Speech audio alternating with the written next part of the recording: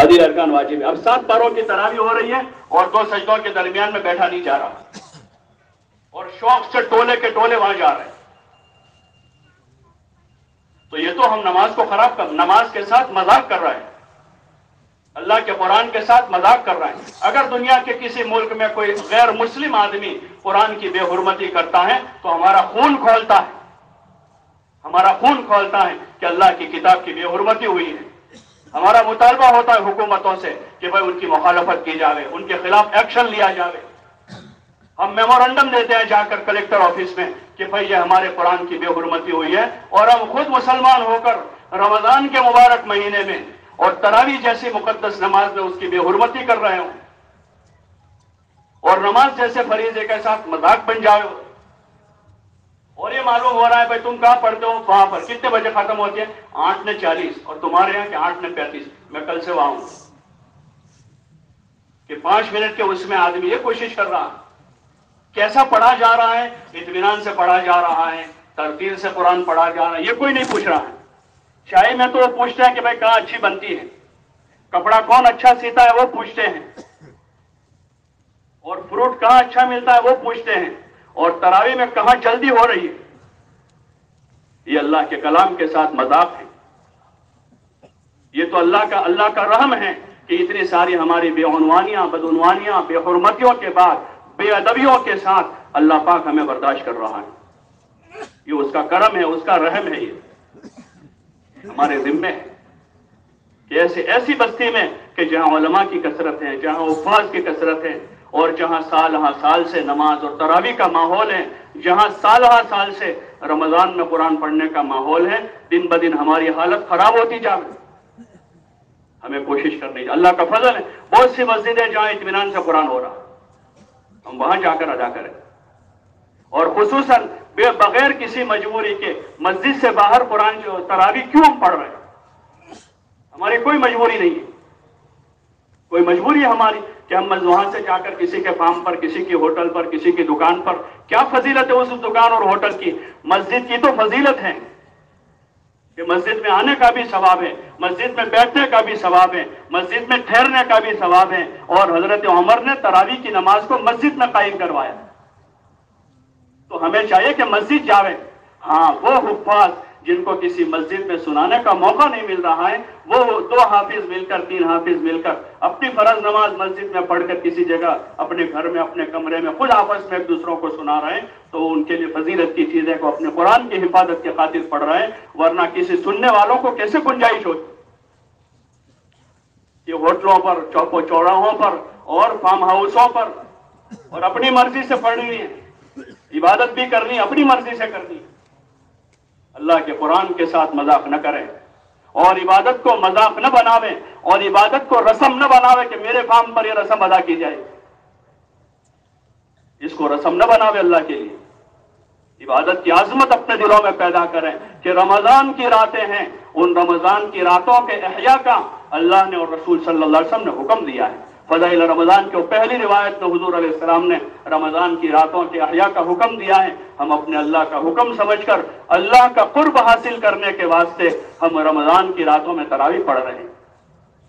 دن بھر تیاری کر لیں, دن بھر تراویح کی تیاری, دوپہر میں 1 گھنٹہ آرام کر لیں عصر سے پہلے, تاکہ ہم تراویح میں اچھی طرح کھڑے رہ سکیں, سستی نہ آوے. افطار میں اگر زیادہ کھانے سے تراویح میں قوت ملتی ہے تو زیادہ کھا لیں, اور اگر کسی کو زیادہ کھانے سے سستی آتی ہے, ڈکاریں آتی رہتی ہیں, وضو نہیں ٹکتا ہے, تو افطار ہلکا کریں اور پہلے اطمینان سے تراویح پڑھ لیں, اور اس کے بعد پھر کھانا کھاویں, تاکہ ہم تراویح اچھی طرح پڑھ سکیں, اپنے اللہ کو راضی کر سکیں. سال بھر تو اتنا موقع نہیں ملتا, 1 مہینہ آیا ہے, لاؤ اس کی قدر کر لیں. اور چاہے ایک ہی قرآن سنیں, لیکن اطمینان کے ساتھ سننا ہے. 2, 3, 4, 5 قرآن سننا. اگر اس طرح سن رہے ہیں کہ بھائی نہ قرآن صحیح پڑھا جا رہا ہے, نہ تعدیل ارکان ہے اس میں, تو پھر ایسی عبادت کا کیا صلہ ملے گا؟ حدیثوں میں آتا ہے جب نماز کو بری طرح پڑھا جاتا ہے تو وہ نماز بد دعا دے کر جاتی ہے, ضیعک اللہ کما ضیعتنی, کہ خدا تجھے بھی ایسے ہی برباد کرے جیسے تو نے مجھے برباد کیا ہے. تو کیوں ہم نماز کی بد دعا لیں؟ اس لیے آپ حضرات سے گزارش ہے, عاجزانہ گزارش ہے, کہ یہ جو باہر ماحول بنایا ہے فارموں پر، ہوٹلوں پر، چوپالوں پر. بھائی اپنی ہوٹل ہے تو آدمی حلال دھندا کرے، خدا برکت دے گا. باقی قرآن کا ختم کروا کے سال بھر حرام کاروبار کے اس ہوٹل میں برکت نہیں ہوگی. سال بھر آدمی جھوٹ بول کر فارم چلاوے اور پھر اس میں قرآن کی تراویح پڑھا لے تو کیا اس سے برکت ہو جائے گی؟ اس سے برکت نہیں ہوگی. برکت کا سبب تو حضور کا طریقہ ہے. اپنی ہوٹل میں، اپنی دکان میں، اپنے فارم میں، اپنی شادی میں، اپنی زندگی میں حضور والا مبارک طریقہ داخل کر دیں، برکتوں کے دہانے کھل جائیں گے. اور اگر حضور والا مبارک طریقہ نکال کر 10 ختم بھی کروا لیں گے تو اس سے برکت نہیں ہوگی. برکت والا طریقہ تو حضور لے کر آئے ہیں اور وہی قرآن میں لکھا ہوا ہے. جو آپ طریقہ لائے ہیں قرآن میں لکھا ہوا ہے. تو اس لیے گزارش ہے، عاجزانہ گزارش ہے، ان لوگوں سے بھی ہماری گزارش ہے جو اپنی جگہوں پر اس طرح خود بھی وہ روزانہ عشاء کی فرض نماز مسجد کے باہر ان کی ہو رہی ہے اور تراویح کی نماز کی کس کا حضرت عمر نے اہتمام کروایا کہ مسجد میں اس کو ادا کیا جائے، با جماعت مسلمان جمع ہو اور وہاں ادا کیا جاوے. جو ایک اہتمام پوری تاریخ میں تسلسل سے چلا آ رہا ہے. حرمین میں بھی وہی رہا اور مدینہ کی مسجد میں بھی وہی رہا اور آج بھی وہاں اسی ترتیب پر مسجدوں میں نماز تراویح ہو رہی ہے.